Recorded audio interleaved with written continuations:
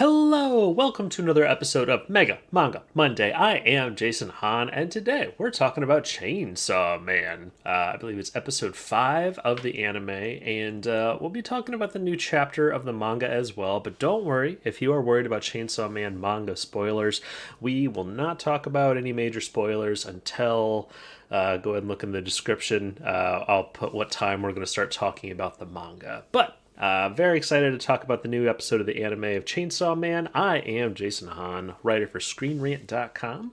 I write a lot of video game related stuff for the site, but I'm a huge manga fan, so I started Manga Monday to talk about new chapters and stuff of the series that we love.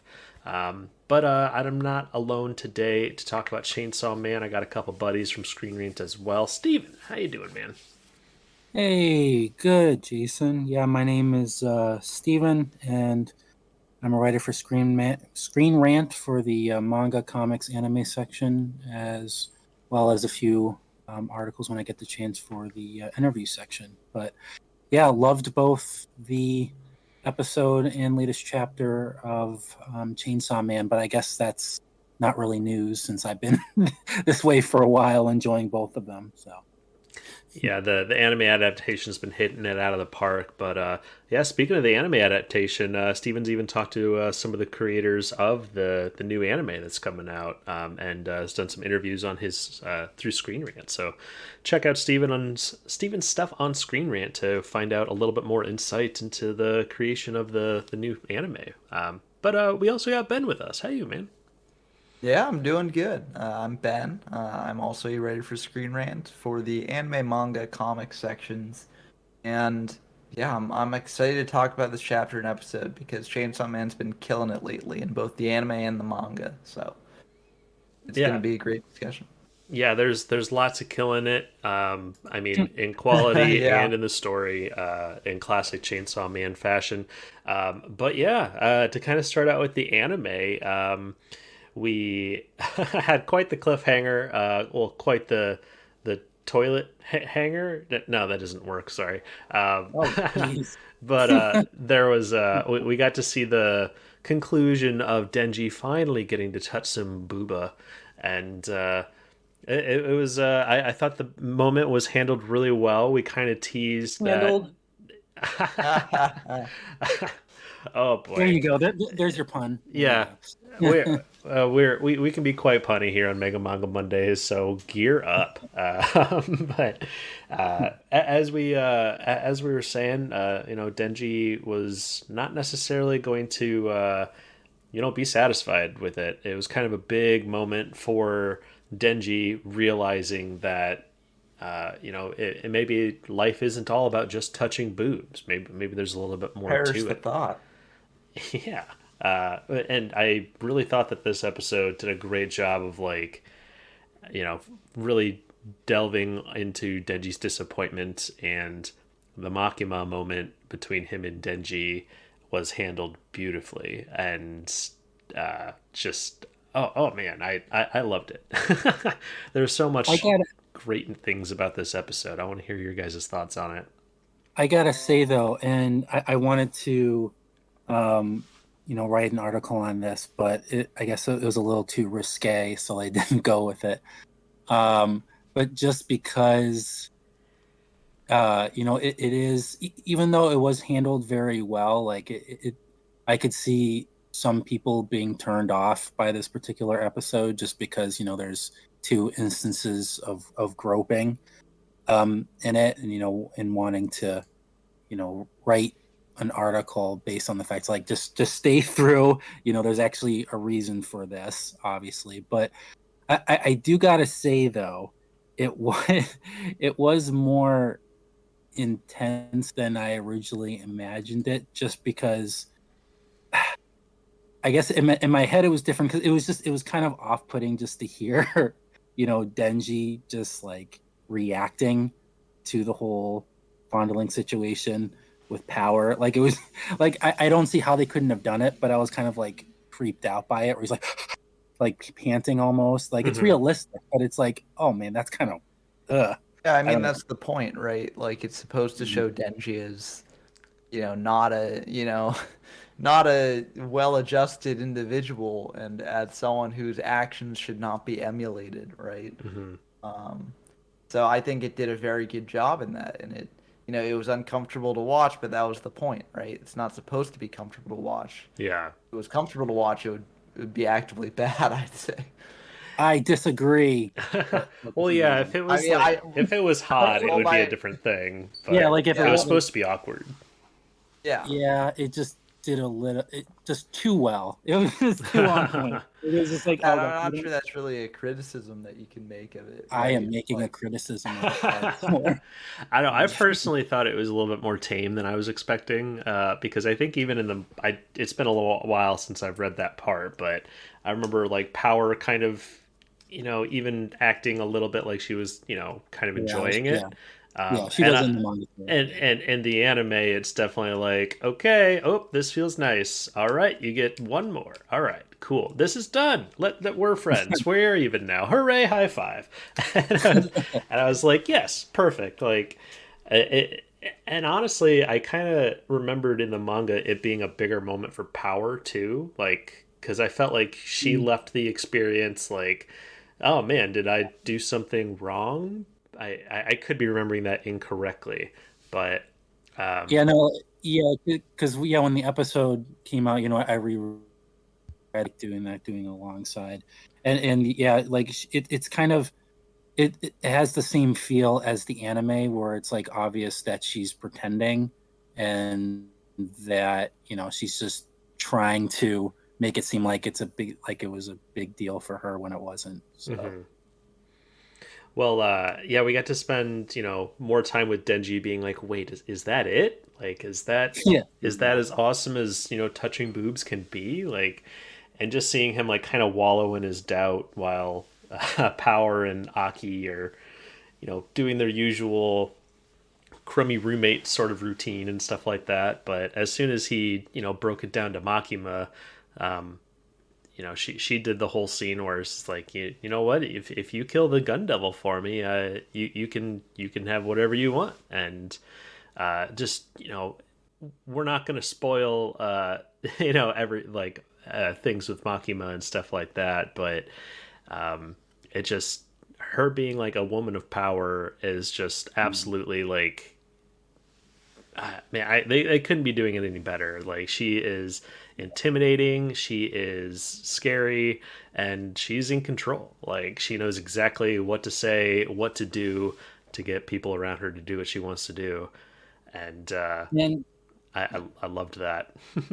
Yeah, no, I would say, I think the anime in this respect, like, definitely did hammered it home more than the manga could, because like seeing how she switches from seduction mode to like get down to business mode, literally like 2 inches in front of Denji's face. Very obvious, more obvious in the anime. Like, it was clear using it.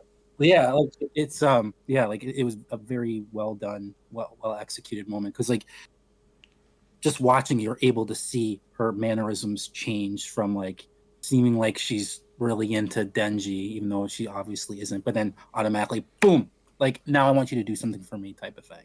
It was very well done.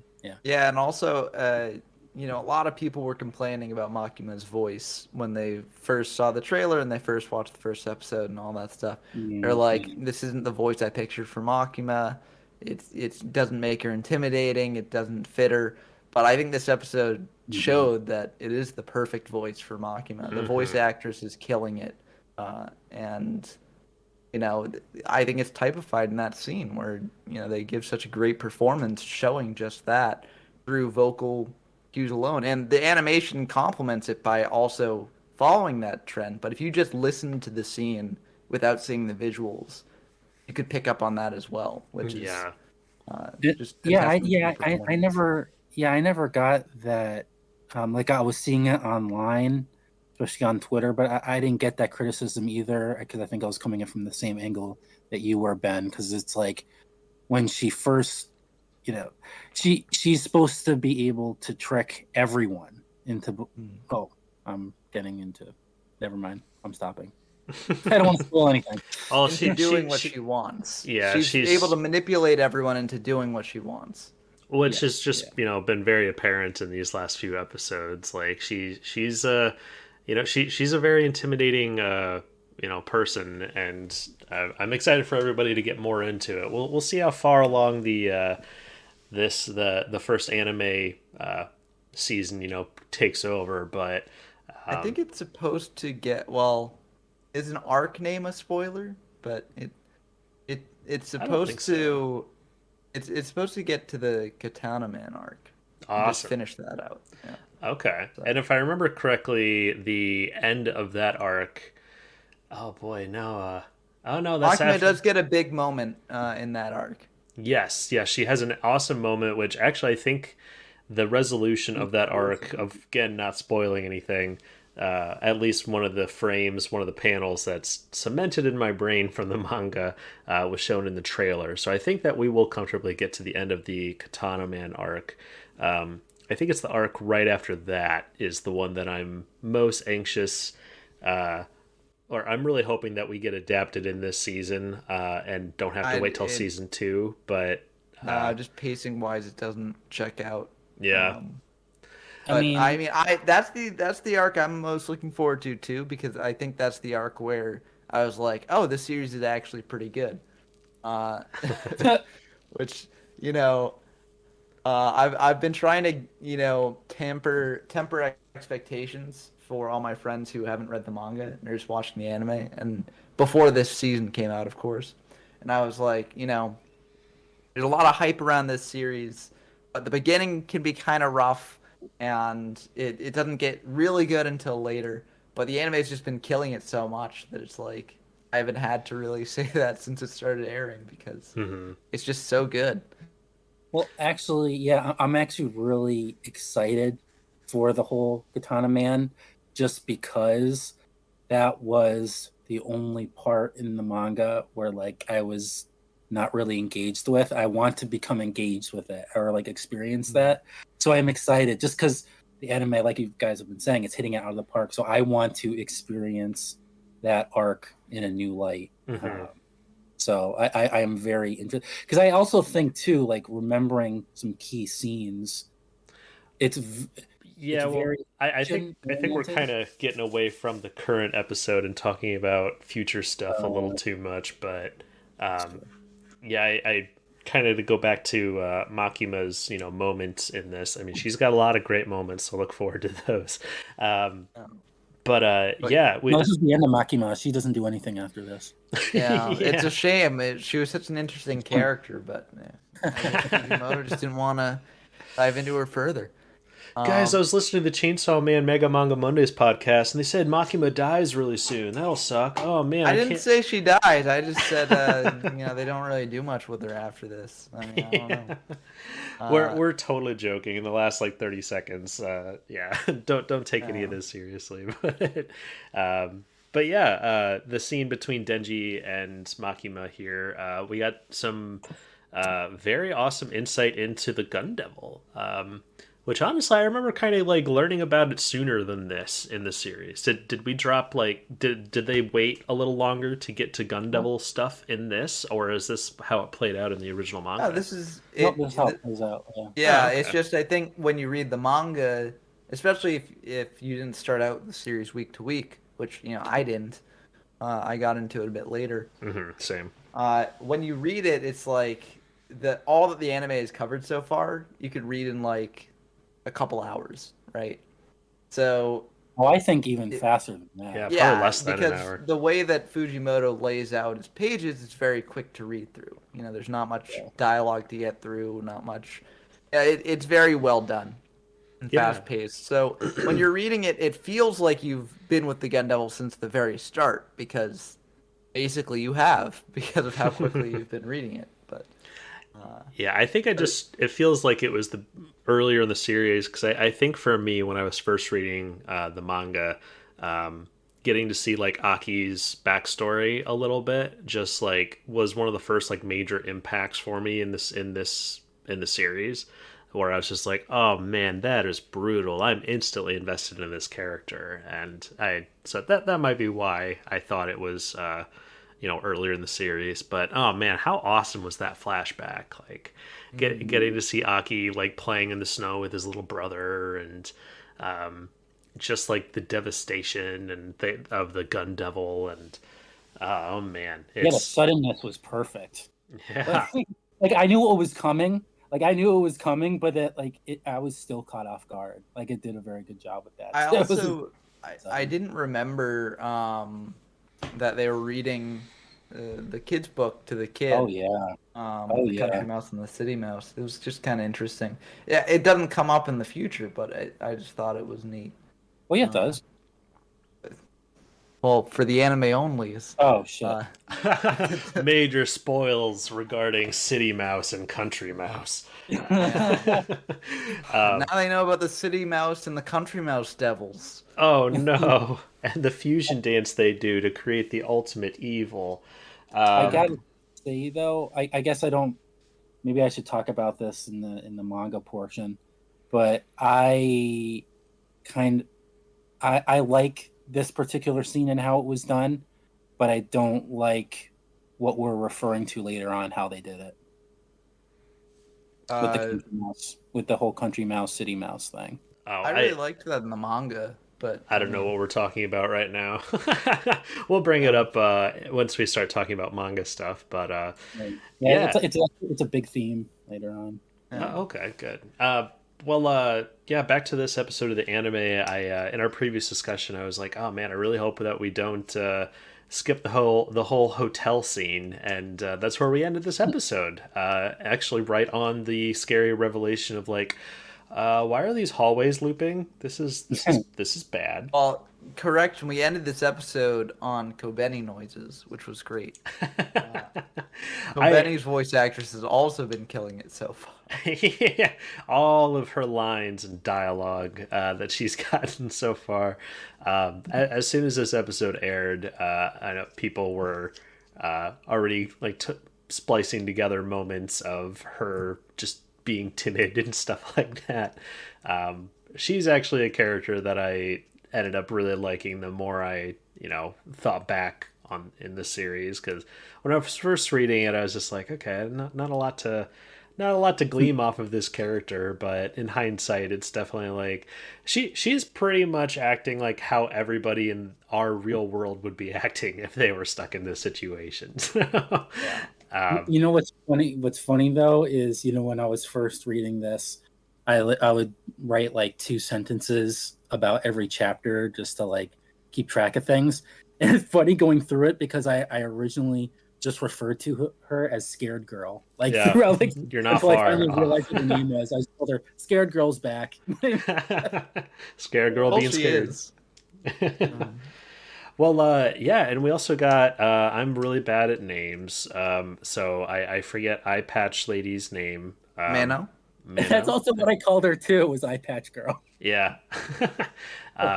She's awesome, and as like Aki's partner, and it being revealed that most devil hunters barely last a year before they either die or go independent, and it just being revealed that she's had like 6 partners that have all died, and it's just kind of a consistent reminder throughout this series that I'm glad that the anime is keeping up, is devil hunters aren't really long for this world. Like you get a little bit more insight into kind of the mental stability of a lot of these devil hunters, especially I think this is our first glimpse at the trainer guy. Yeah. Like you don't learn his name until later, but yes, it is the first time. It's kind of a weirdly minor character to have that one guy voice him, Tsuda, who is just in everything, Oh, really? With a very distinct voice. I mean, have you never heard his voice before? I'm sure I have. If you said he's like in everything. Yeah, he was Overhaul in My Hero Academia. Oh, all right. See, I would need to hear more. He was also Seto Kaiba in the Japanese dub of Yu-Gi-Oh, which was his big, I think, starting role. One of his more iconic early roles. Oh man, you know what? Now that I think about it, I don't think I've ever heard Japanese Yu-Gi-Oh. I grew up on the series, dubbed, And I'm not sure if I've ever like tried watching it subbed. Well, I only know that he was Kaiba because I was looking into what other things he'd done because he was showing up in every show that I've watched. And so I was like, what else has he done? And I saw that he was Kaiba and I was like, whoa, that's pretty cool. Yeah. Yeah. I'm hoping we get to hear more of it soon. But yeah, just kind of thinking back to this fifth episode of Chainsaw Man's first season of the anime, and I don't know. That's pretty much everything. I'm very excited for the next episode because I really enjoy this little part of the story. It really helps set things up, and also it goes places very quickly after that. So very excited for more Chainsaw Man anime.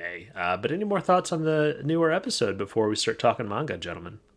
So no one wants to talk about the magnificent ending that they had, like Oh, the we, ending we credits. we did have another fantastic outro, but it wasn't power based, and it wasn't the band that Steven. Maximum the Hormone. Yeah, it was excellent, and it just I almost feel like we can't say a whole lot about it without revealing too much about like what's going to happen in the next episode. Because Yeah, but well, I mean, it was just so good. There was so much packed into it, right? Like so much trippy imagery and so many deeper meanings to so many of the imagery in it.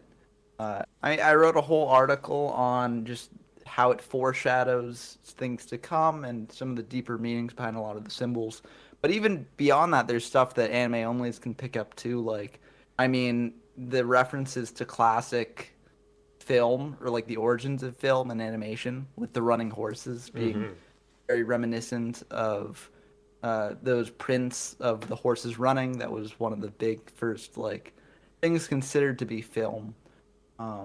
And there's just so much packed in there. All the references to MC Escher prints, like it's just outstanding. yeah, I mean the characters like going up and down stairs infinitely, and yeah, I kept on thinking like seeing the horse. It wasn't having me snap to like the very first. That was actually how film was developed. It was to settle a bet that horses leave the ground when they run. Yeah. And so they set up an experiment and ended up accidentally creating film. And happy accidents, oh my. But I kept on seeing like bits of the horse and it, really creepy imagery, and I kept on thinking of that horror movie The Cell. I don't know if any of y'all are I familiar haven't with that. seen it, no.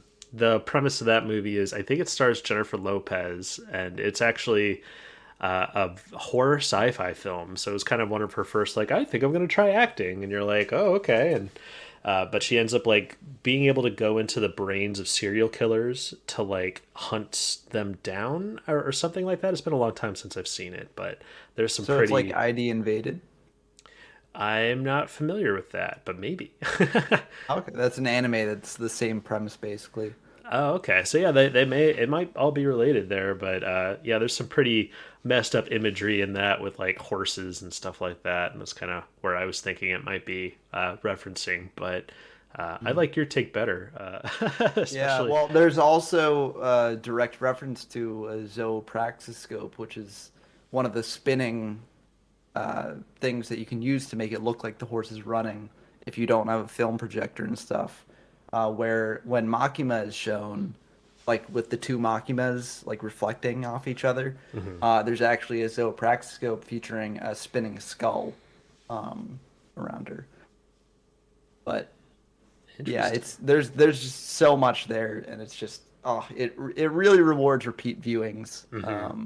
So I highly recommend it to both anime onlys and to manga readers because manga readers especially will catch a lot of stuff in it that is really cool to talk about.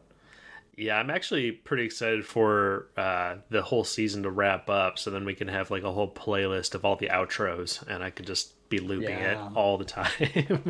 I really just wish it was just all Maximum the Hormone. That's where I'm at this point.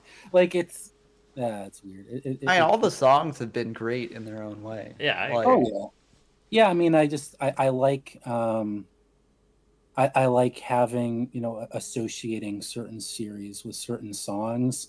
especially over the years. Like when I look back on anime that I've really enjoyed, like I remember, oh yeah, that season was when they did this song, or this was that around this time they were playing this song. Like it's a cool project idea, but I think it's going to, at least for me, it's not going to stay with me as long, just because having that one song makes it just, you're able to connect with it more later on. They've only got one OP. Yeah. Oh yeah. Oh yeah. Which is a great song. I love that. Yeah, so you can connect it with I've that. been loving it more and more. The more like every episode when it starts. Yeah. Yeah. It's So I feel like that's what you can like. That's what I associate the series with. It's that song. Um, I definitely get And it then- stuck in my head every time I watch it, which is usually right before I record the podcast. So a lot of the times I'm starting this podcast with that bass line going, excuse me, that bass line stuck in my head. And yeah. and Duryok Mirai, a beautiful star. Yeah. I was actually, because I've got that melody in my head, but not the words. I kind of listen to music kind of strangely. So I have to listen to it maybe 20 more times before I can tell you what words are in the song. But See, I've already listened to it 20 more times. very so- well. You're on a whole nother level than us, Ben. Well, it's also a reference to an Idol song, like an Idol group song, which that's the chorus from that song that the songwriter like basically took and with permission and changed into this. So it's kind of a neat sort of reference to that and transformation of a completely different song. I didn't realize that. But yeah, I'm honestly enjoying all the outros. I was actually just thinking while watching this latest one, I was like, just thinking of like the boardroom conversation when they're putting the anime together. It's just like, okay, we have a great intro opening.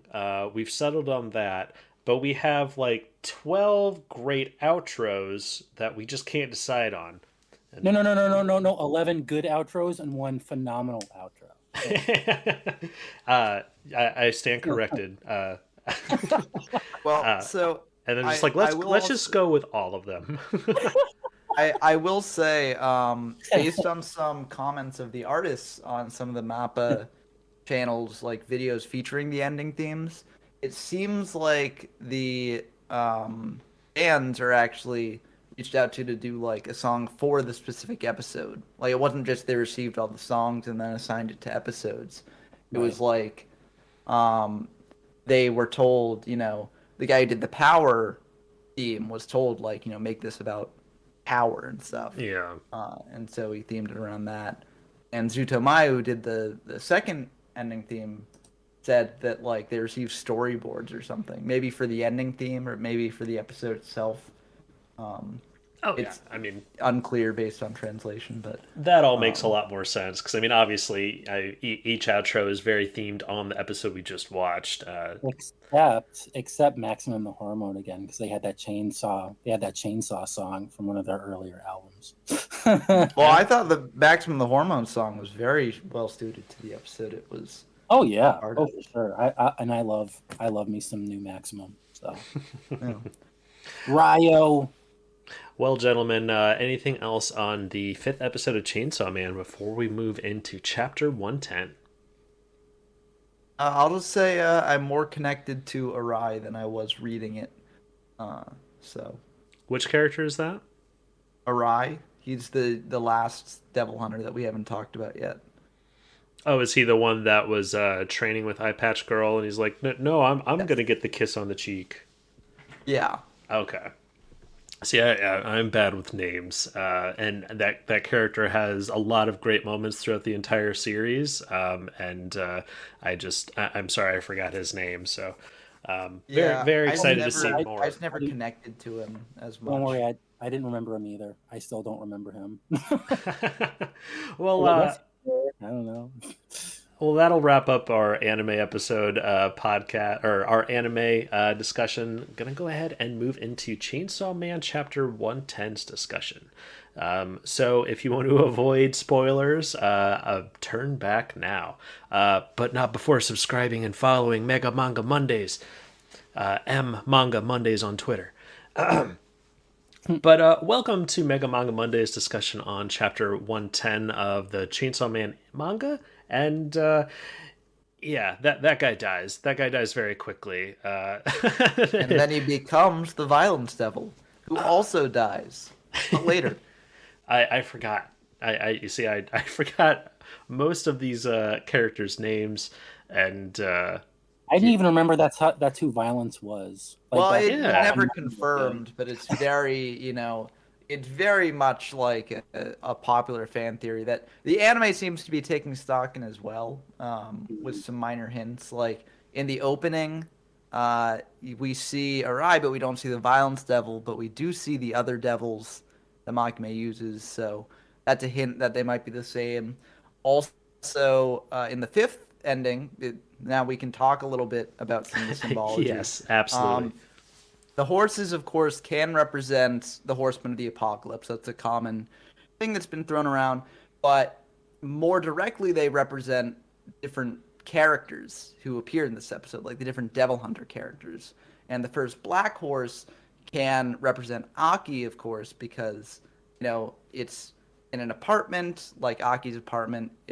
Very orderly apartment. And also there's the little, like, tarot card that sort of gets overlaid on top of it at the end, which represents, Aki contracting with the future devil, and the future devil say you're going to die in a terrible way.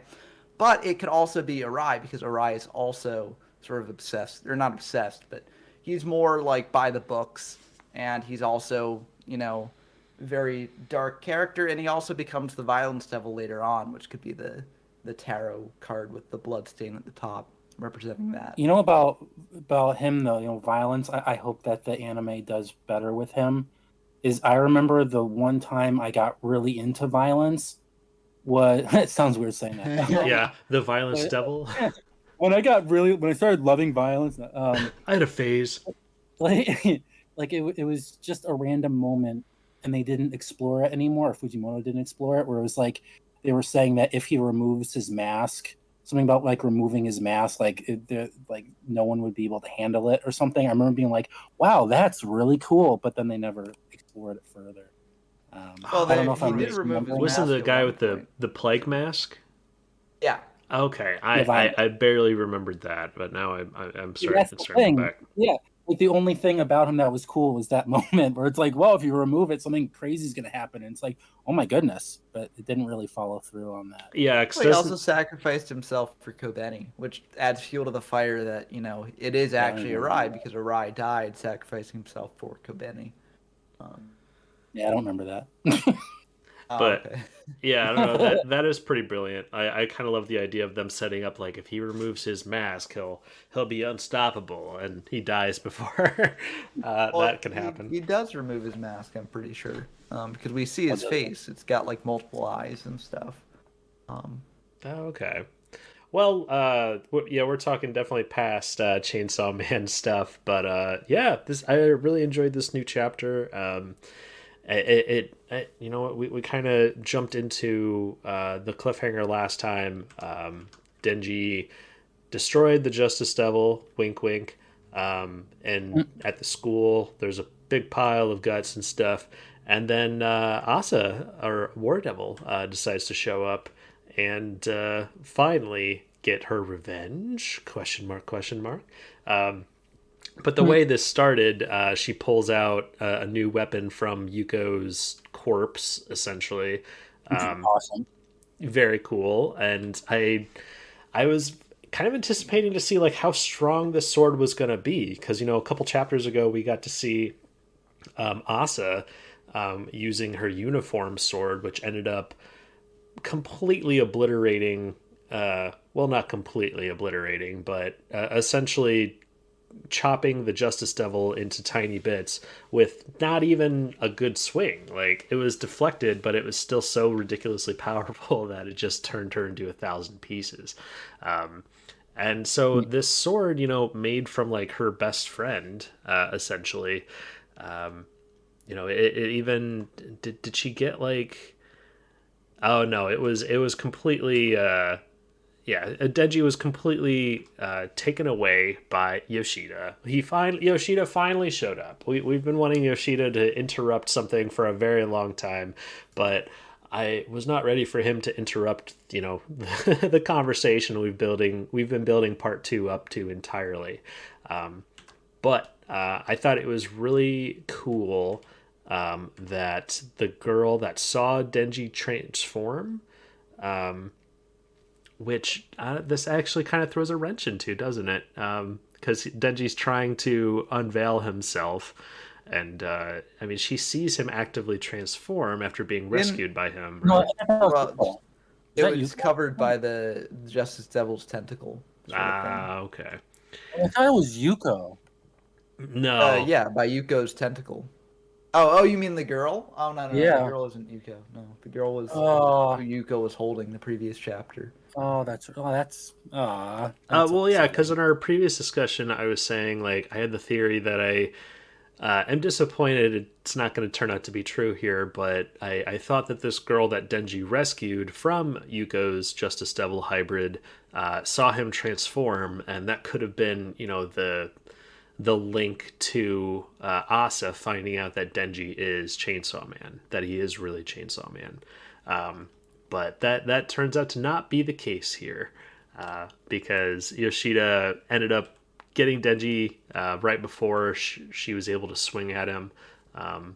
But I guess I was a little disappointed. Like the swing, you would think would be a really powerful sword or something like that, but there was a swing and a miss. Nothing happened. The whole building didn't explode from the overwhelming power of this crazy weapon. Quickly right after that, it pretty much just cut scene after the girl who was captured just looks at War Devil, and they just kind of glance at each other like, well, that was weird, wasn't it? and then we cut to Yoshida and everybody apparently blaming everything on Yuko, and saying that the weak-minded people, people who are bullied in middle school are, so easily tricked by devils. And I'm kind of curious to see where Fujimoto is going to take that, because we almost got like half a page of miscellaneous students talking to each other on their phone just about the carnage that happened at the school.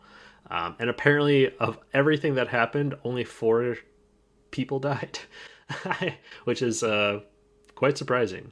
Or at least from the students. I know a couple devil hunters died too, but this does mean that one of the devil hunting students managed to survive, because we saw the Justice Devil kill 2 bullies, and then 3 devil hunting students, or students in the devil hunting club, attacked it, and it clearly killed 2 of them, apparently, based on what's being said there, but one of them had to survive then. Yeah. And maybe that could still be my link there, that somebody saw Denji transform. I don't think anyone saw Denji transform, because if you go back to the panel, somebody was like punched out the window, right?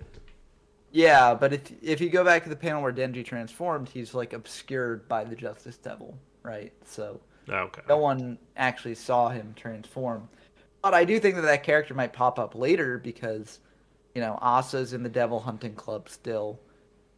Yoshida's in the Devil Hunting Club. We're probably going to see more of the Devil Hunting Club. So it'll be interesting to see. And also, now that Yuko is this is maybe jumping ahead, but now that Yuko is going to be sticking around, maybe they'll come into conflict with the last remaining student devil hunter, who's probably trying to track them down to get revenge for their compatriots. Mm-hmm. Yeah, that could potentially be something that happens in the future. But yeah, speaking of more future stuff, before we get to Yuko arriving at the end of the chapter, we got kind of a creepy dream from Asa. And it was definitely reminding me of like Denji's creepy dreams at the beginning of Chainsaw Man. And I'm really wondering how these correlate. And I'm anxious to hear what your guys' thoughts on them were. Obviously, the dead chickens might be a callback to Was it Bucky? Was that the chicken's name at the beginning of part two? Yeah, she's talking about like, running down a mysterious hallway that was becoming more and more littered with chicken corpses, and she couldn't help but stepping on some of them because there's just so many, and going darker and darker into a dark alley. And obviously, Denji kind of had a very similar dream, and we've talked about it in previous podcasts. You guys helped remind me that the dark door that was at the end of Denji's dream, and very teased very often throughout part one of the story, is supposed to pretty much represent repressed memories Mm-hmm. from Denji, because of he had a pretty messed up childhood that I did not remember until you guys told me. And I'm just like so glad going back to the anime that the anime seems like it will be focusing more on that, just because it's the first scene in the first episode, and in the manga we didn't see that until like chapter 32 or something. So it seems like it's going to be much more prevalent in the anime, which I'm really excited for. Because I feel like, I mean, Fujimoto did an interesting, job with it, alluding to it in the manga, but I felt like it could have been a lot more, and it seems like the anime might be doing that. So excited for that. Yeah. But yeah, so I mean, she woke up, and we even, Fujimoto takes the time to, show that War Devil is sleeping, and Asa is going up to get some water. There's a knock on the door, and it is a devil. It is the devil hybrid of Yuko, apparently. She was afraid that she would try to eat Asa if she opened the door. So conflict might still, happen on the next chapter, but yeah, I don't know. After the whole like battle with Denji and War Devil didn't happen, the episode definitely shifted gears to a lot more. I feel like questions than answers.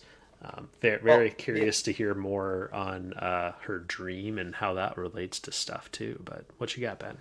Well, I wrote an article about the this dream as well and how it relates to good. Denji's door. And I'm pretty much with you where I think it's like repressed memories and potentially like a sign of guilt because the chicken can represent guilt because of Bucky, right? She's feeling guilty that she kills Bucky. And we know that Asa's parents died in a devil attack. So maybe she feels some guilt over what happened then. Like maybe she's in some way responsible for that. Like she wanted to go to a certain place where the devil attacked. She did something that caused the devil to attack or something. Like she could be feeling guilt about that.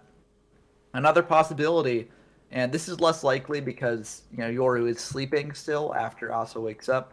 But since Asa and Yoru do share a body, it could be a memory of Yoru's that she's I like that. potentially going to access. We do see the shadow behind Asa, which, as we mentioned last podcast, when she was standing up and turning into War Devil, we saw a prominent shadow in that scene as well. So the shadow could represent Yoru being with her, which could then mean that she's going deeper into Yoru's memories and not making it there.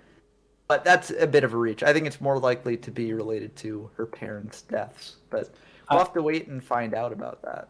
I'm actually hoping that it's it's related more to Yoru, just because like I'm still another person. I like it when things are connected and when things are foreshadowing other things, but I don't like it when everything is connected. And I'm hoping that this dream is just completely proprietary to Mitaka's experience, and that it doesn't have to do with like repressed memories or anything. I mean, I like the idea of maybe it going, he's digging into Yoru's mind or something like that. But I guess we'll find out. I mean, I'll kind of be really upset if it is connected to Denji's dreams in some way. But that's just how I read certain things. I like it when not everything has to be connected. I think it will. You go ahead. I was just gonna say I would be a little disappointed if it's like tying to a repressed memory with her parents, because we've already like kind of visited those memories and kind of proven that she's not necessarily repressing them, especially when she was trying to run away from the Bat Devil with Yuko. She, we got that little bit of a flashback that she tried to save a cat while the devil attack was ongoing, and because she did that, it caused her mom to have to push her out of the way, and so she definitely has that guilt already. So I mean, but there could possibly be another thing that she's trying to repress or something like that. But Yeah, that's what I'm thinking. Like, there's more to it than just what we saw. Like I guess it kind of relates back to what I was talking about in the anime when I didn't want to spoil things too much. Like I like it when mangakas just I don't like it when they go out of their way to make a metaphor into a simile, where they go out of their way to like, this is what I'm referring to, this is what this represents. Like that's when I was first reading the first part of Chainsaw Man, like I really liked the talk about the townhouse and the country mouse. And I thought that was like really powerful because it just stood on its own. But then later on in part one, it's after the angel devil has been introduced, and the angel devil's talking with Aki. Like that. No, that's right. So there's two conversations: one between the angel devil and Aki, and then there's a conversation between Denji and Reze, and they're both talking about country mouse townhouse, country mouse city mouse. So it was like just like driving that comparison home. Like we had it from in the beginning, and then now we're having these two simultaneous conversations about country house town mouse. Like I was like, oh god, like it was a little it was a little much for me. I don't know if I'm reading into it too much, but I just remember being like, when I was reading it originally, I was like, wow, this is kind of just a little much, just because Fujimoto was usually really good about not doing stuff like that. And that was probably like one of the first instances where it's like, this is what this represents, and this is what this means. See, I feel like when I actually really enjoy it when authors build and build on metaphors or things that they brought up in the past, like the country mouse, city mouse sort of thing. Me too. Because it takes on different dimensions as it's applied to different scenarios, and it gives a deeper meaning to the whole work, I think. It could, unless, I guess the problem is when they go out of their way to say that this means something, where it makes it like, because it's I've just been always of the opinion like when the writer is supposed to just show, not tell, and it's the reaction, like what it means is based on the reader's interpretation. Like I don't like it when things are forced, and I guess that's one of the reasons why I like Black Clover as well. I always pick Black Clover because all of the metaphors in that manga is never explained. It's just happens. Like I like one of my favorite things, and then I'll get back to Chainsaw Man, is when they have it where, because I'm losing my chain of thought. So when he finds out, hopefully I'm not doing any spoilers for people, but so he finds out that he's actually royalty, and that with that royalty there's new magic. So he's always grown up with wind magic, and then once he learns about his other other life, he learns star magic. But throughout the manga he is pushing away, like he's like, that's my royal life isn't me, like I'm my wind magic and who I was growing up in Hage with Asta is my real life.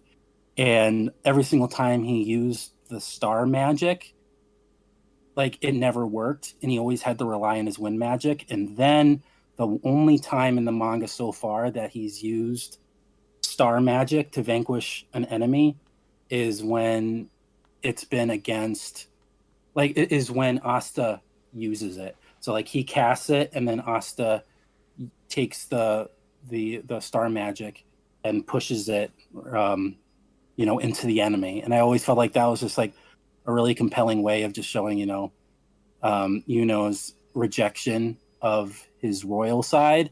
And I just love it because Tabata didn't go out of his way to tell you, like, this is what this represents. And I guess that's one of the things, like, with Fujimoto. I think I see what you mean. Like I've kind of always looked at storytelling as like good storytelling is like a puzzle piece, or it's like a puzzle. Each little detail that the author or the creator puts in there, he puts in for a purpose, for it to relate to something else. And in that case, Tabata doesn't come out and give you a half page of like, but what people didn't understand was that he's rejecting his power, so he needed Asta to do this thing.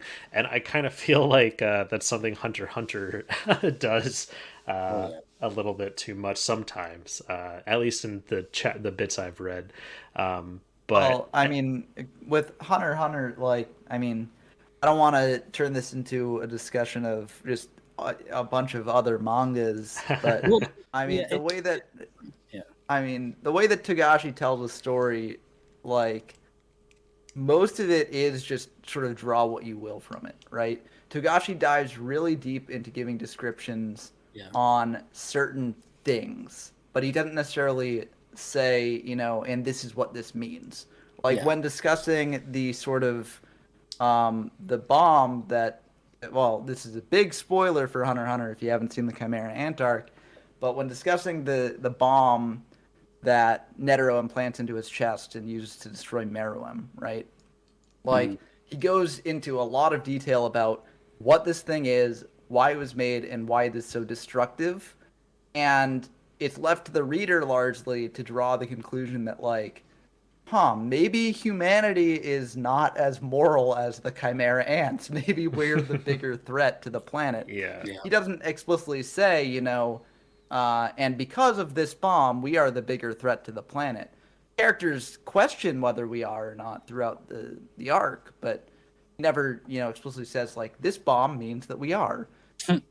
But, like, so it's all just different manners of storytelling. And I think that Togashi does largely, he both tells and shows, but when he tells, it's more for plot points and not for themes. Yeah, that's exactly what I was gonna say. Like, in Hunter x Hunter, it's basically he like when he's explaining powers, at least to me, it's not just to create like some metaphor or anything. It's really just like it's integral to the plot, like why it's working this way, to understand why it's happening. Like, it's not something you have to interpret. It's just something that will help you understand the story. Yeah, I don't know. I think especially, and again, not to jump too much into other things, but this will all come back to Chainsaw Man, we promise. But in that same arc of Hunter x Hunter, the parts that really stand out for me is like when they're first attacking the castle and everything is jumping around within the 20 seconds that the attack starts, because there's so many facets to the attack. But while they're fighting one of the Chimera Ants, the mythical beast one, Yuppie. There's a moment where he's fighting the guy who can like float on the hands, where and this might have been the anime. I'm not sure how the anime handled it versus the manga there, but it's one of those things where Yuppie doesn't necessarily know what this guy's powers are, so him putting his hand over his face doesn't do anything, but Yuppie doesn't know that, and it's like, oh, okay, well, we're really just like telling, not showing, but you're just like, it's not like letting you figure that out. It's just like them telling you everything. And this kind of relates back to like a couple chapters ago when Yoshida and Denji were talking in the cafe. Like the last frame of that chapter cuts to like them sitting at this table, and above them is like a portrait of a bird in a cage, and it's just that those little tiny things are just like, oh man, that could mean something super important, and it could be a big metaphor for everything going on. Otherwise, why would he put it there? I'll just say something really quick because I got to leave in 5 minutes. But like just to relate it back to Chainsaw Man, like, so I always had troubles with the Country Mouse City Mouse thing, but what I think he did really well, and it's like the same type of imagery that he was going for, was and it's perfect because it happened in this episode too, is, tying in, the death of Aki's family, when he's snowball fighting, and then having, Denji and Aki as the gun fiend, like battling but having a snowball fight. Like Fujimoto didn't go out of his way to like, to recall that moment. Yeah. Like he didn't specifically say like, or show panels that this is exactly what it was, or like, those flashback panels. Like after I read that, 'cause I was like, I remember something about snow earlier. So I had to go back and read that specific chapter and was like, oh, that's what was going on.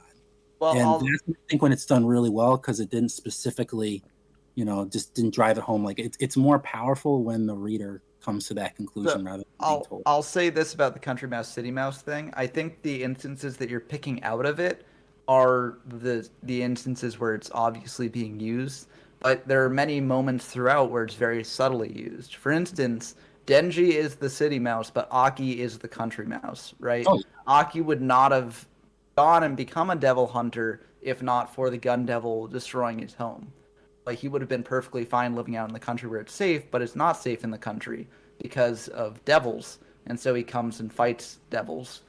Like, I do think that it's actually used very subtly throughout, and like the obvious instances of its use just reinforces the subtle moments where, you have these two conflicting philosophies of whether you be safe in a not exciting life or whether you live an exciting life that's not safe.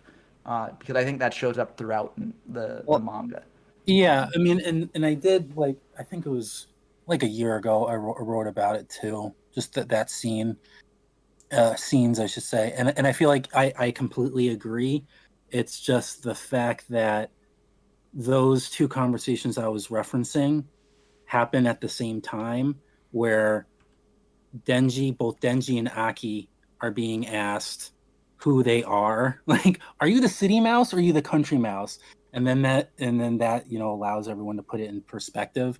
And it's just like it just felt really forced. Like I completely agree. Like I came to the same conclusions, where it's like one of my readings is that the country mouse city mouse thing basically just exemplified the whole nature of what it means to be a devil hunter and how you never really belong anywhere. But I just feel like it was pushed way too hard in that moment. Like I'm not saying I'm better or anything at doing this, but it's like sometimes I feel like, and I could see it happening, where the author or mangaka in this case wants people to make that connection, so they try and push it, but it ends up it just comes across as forced when that happens. It's a shame, because it's like you have this idea in your head and you want everyone to see it and experience it, but when it's done in that way, it kind of diminishes the whole effect.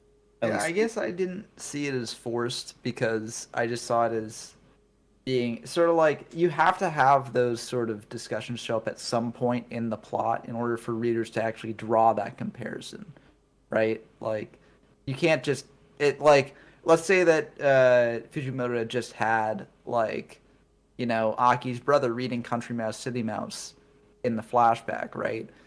Readers wouldn't necessarily draw a comparison between that story and many, many different character dynamics in the series based on that alone. So you've got to include it sometimes. And I understand there's the whole sort of simultaneous discussions of it.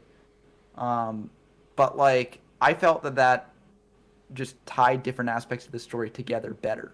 It showed that, these things aren't divorced from each other. These things are connected and tied in this thematic framework. So I liked it for that reason.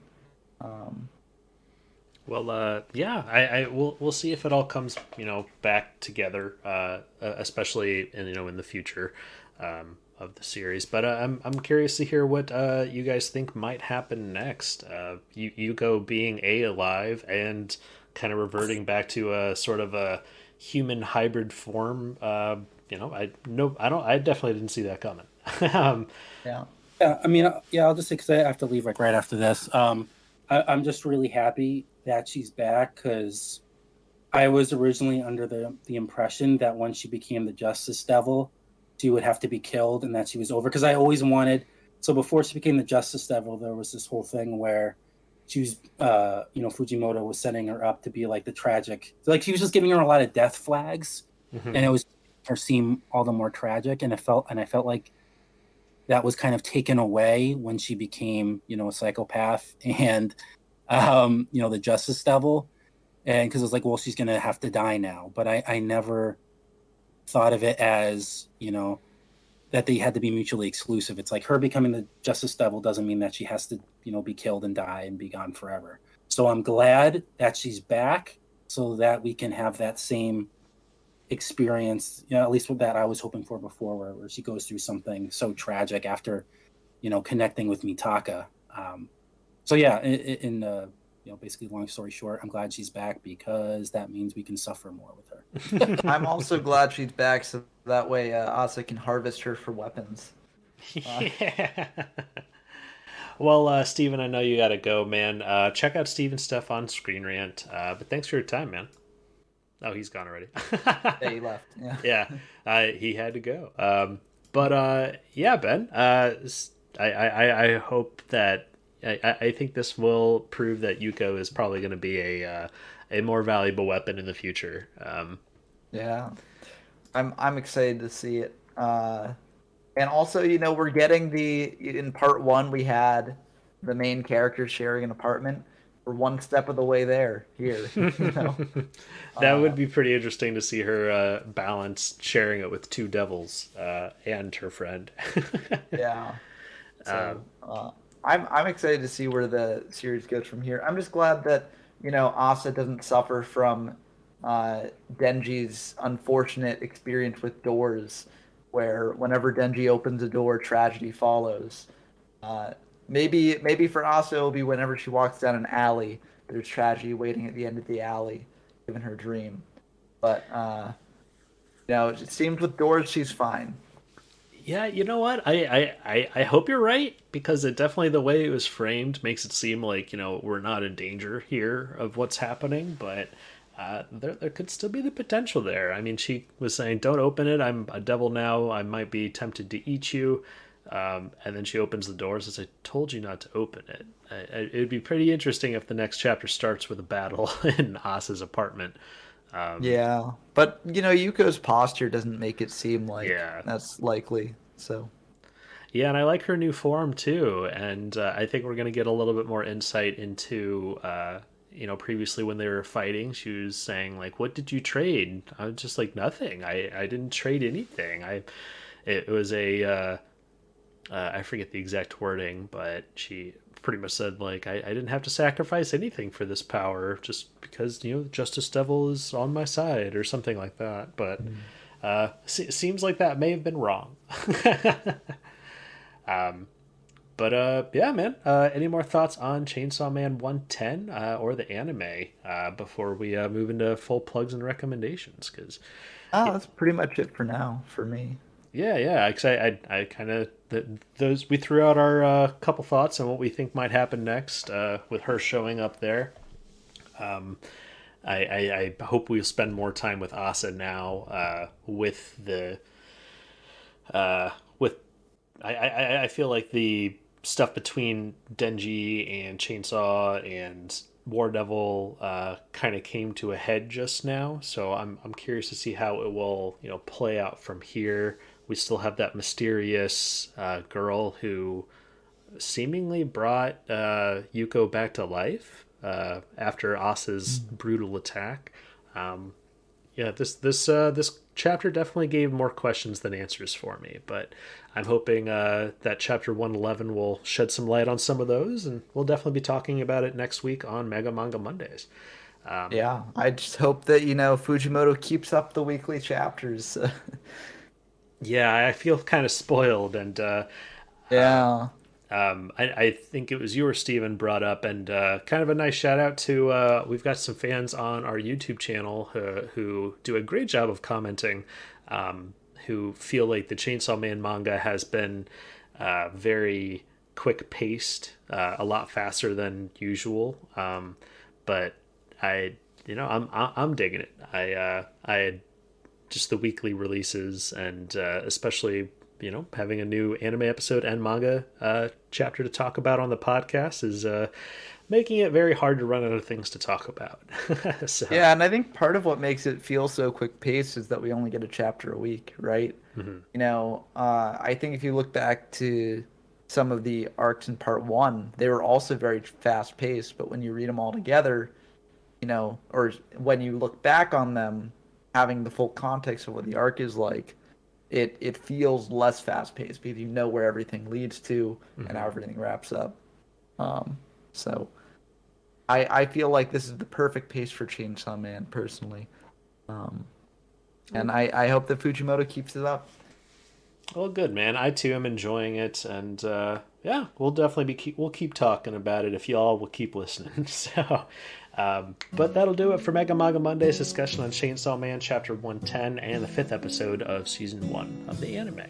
I am Jason Hahn, and would appreciate it if you checked out other episodes of Mega Manga Monday on megamangamonday.podbean.com. You can also follow us on Twitter at mmangamondays for updates.